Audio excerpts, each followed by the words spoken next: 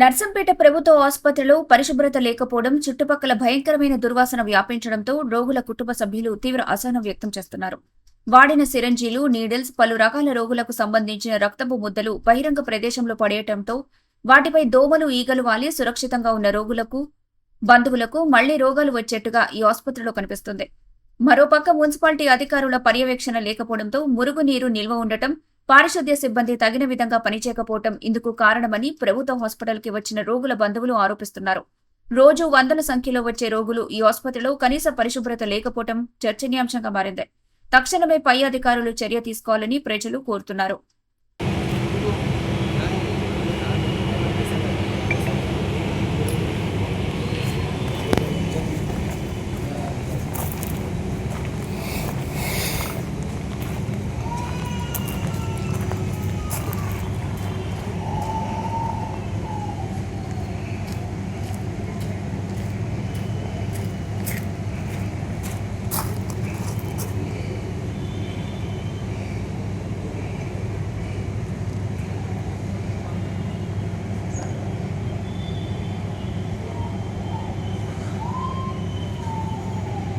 government hospital bathroom అంతేనా bathroom